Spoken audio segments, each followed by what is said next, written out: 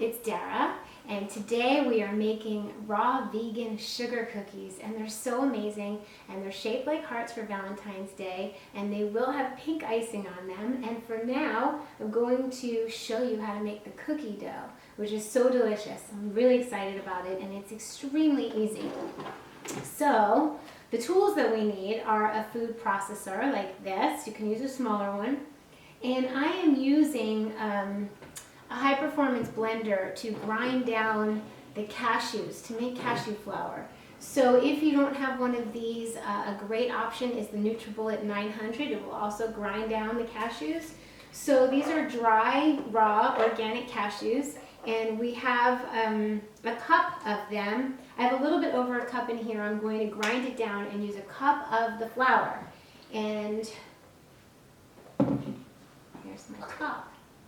After that, we're going to use a cup of coconut flour, which is really fine and powdery. And the very good news about this is that Nativa is now selling bags of it. Otherwise, you can do the same thing as I am doing with the cashews and take coconut flakes and go ahead and grind them down to a powder and make coconut flour. But we can buy it at the market, so that's really exciting. And so I have a cup of that. So 1 cup cashew flour, 1 cup coconut flour. I'm also using flax. It gives it a nice texture and it binds it. And I'm using a half a cup of ground flax. If you want, you can grind your own fresh, or you can buy bags of the flax seed already ground. And I'm going to use a little bit of vanilla extract, maybe 1/4 to 1/2 teaspoon. And we will need dates. Now I have large medjool dates. These are kind of moist, they're pretty fresh. So I have 8 of them. If you have smaller dates, use more. You're gonna have to kind of feel it out to see the texture. You wanna just make sure you come up with a sweet enough dough that feels soft. I'll show you the batter. I'll show you the cookie dough. So if you have smaller dates, use more. If your dates are not moist, if they're somewhat dry, then go ahead and add some water and blend them in a high-performance blender, or soak them. You can soak the dates and then just use that with a little bit. You could use the soaked date water, because what I'm going to use, which isn't here, is I did end up having to add water to moisten the dough to kind of get it to stick together. So it was a 1/4 cup of water, which I will get in a second. So I'm going to grind the cashews first.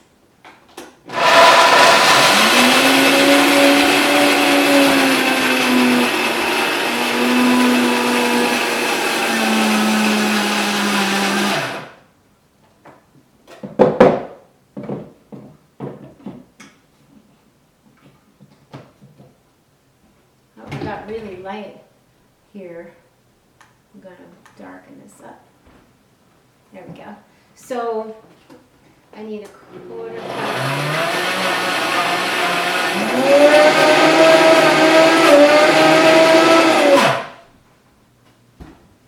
Did I use a 1/4 cup or 1/2 cup water? That was a 1/4. 1/4, okay. So we have to write that on the, can I have a pen? I got a pen in there. Here. Add a 1/4 cup. It says 2 tablespoons of water, but I use 4. I use a 1/4 cup. Okay. So, okay, now,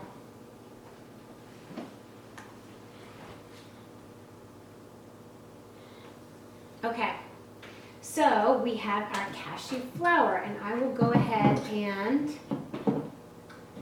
measure. This is my flax, so I'll put my flax in here, and I need a cup of this cashew flour, which some of it didn't. If it doesn't all the way get ground up, then all you have to do is kind of mix it around at the bottom and free the blades up. It's normal to have to do that, and give it another spin.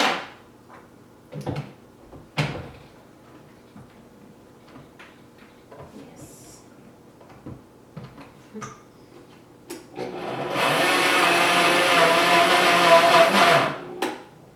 Okay, so we have our cashew flour, and I will measure out a cup.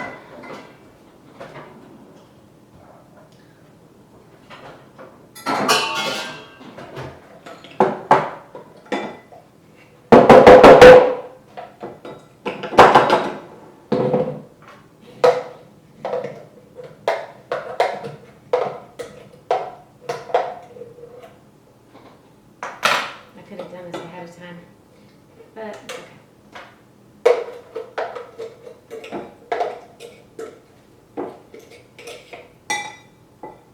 Okay, so the cashew flour, you want to make sure when you're grinding the cashews not to over grind it. Stop it, mix it around, because the bottom could turn into like a cashew nut butter. It could start to turn into a butter. You can make your own cashew nut butter in a high performance blender if you want to do that. You just have to stop it every 30 seconds, 40 seconds, every little bit, and mix it up and keep going. So not in the dry blade container, in the regular wet one.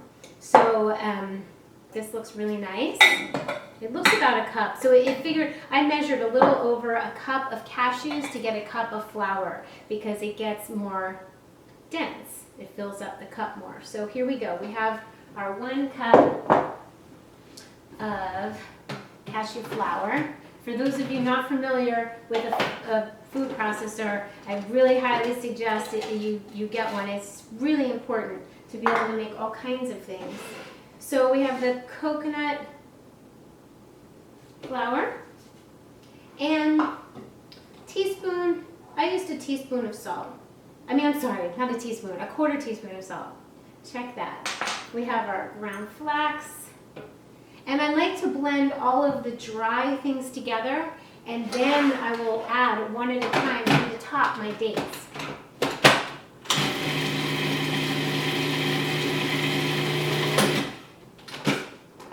Yes, looks beautiful. A little bit more.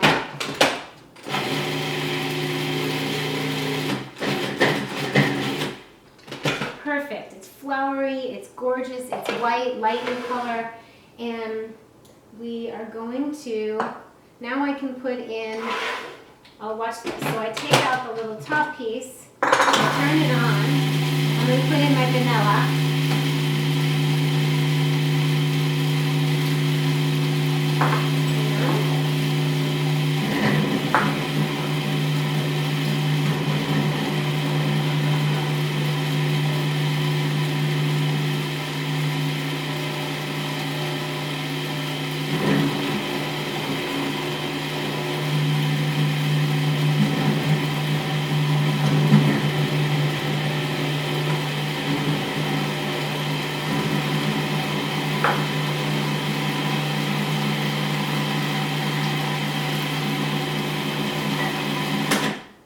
Okay, so what's going on now is the dates are in here and they're pretty much spread throughout. If we find that it's not, what we want to see start happening is that it starts to form, clump together and form at the end. It'll just be one ball jumping around the Cuisinart, the food processor.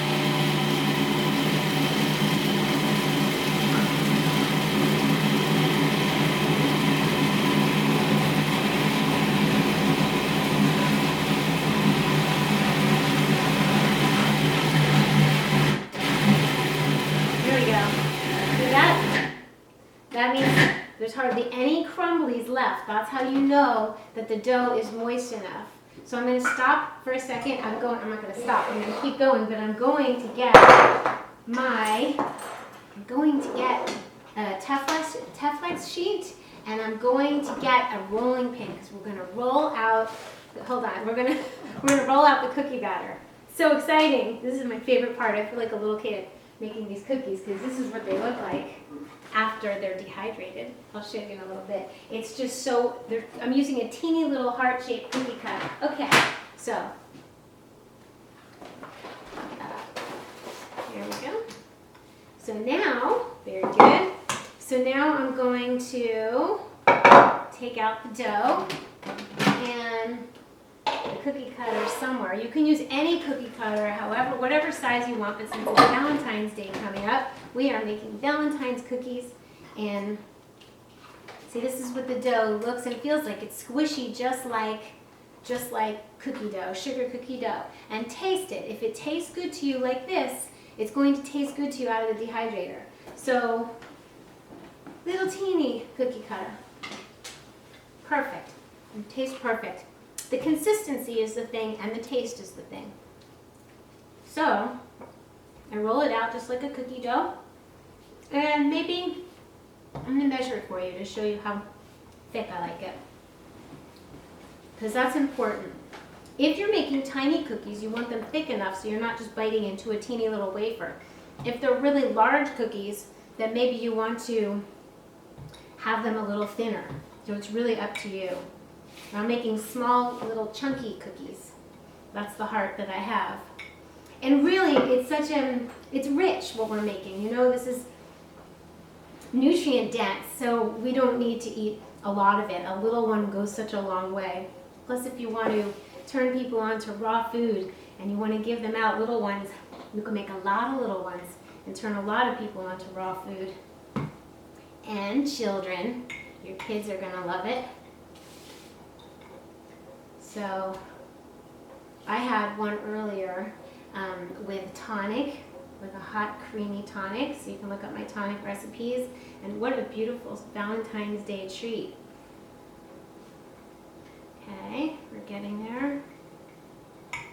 It rolls just like regular dough. So we get to make beautiful treats for ourselves, and not a critter was harmed in this process. And we can feel really good after we eat them. We can feel really good about ourselves. Okay, beautiful dough. And then what I do is I will measure it for you. So we want it even, obviously consistent. It's about 3/4 of an inch, which is pretty thick, but you can make yours as thin or thick as you want. So if you make, the thing is, so what I'm going to do right now is make the heart shapes and kind of just press them with my finger. It's helpful to, you know, after a little while, if dough starts getting stuck in the cookie mold, you want to rinse it, dry it, and just give it a fresh start so you can make even and beautiful hearts.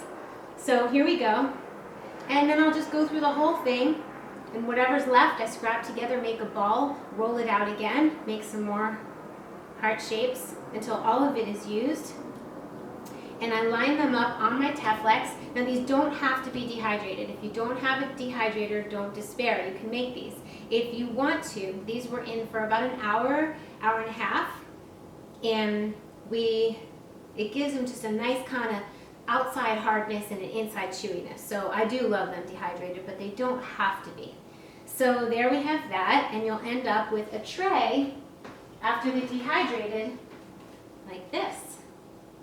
And then I'm going to show you,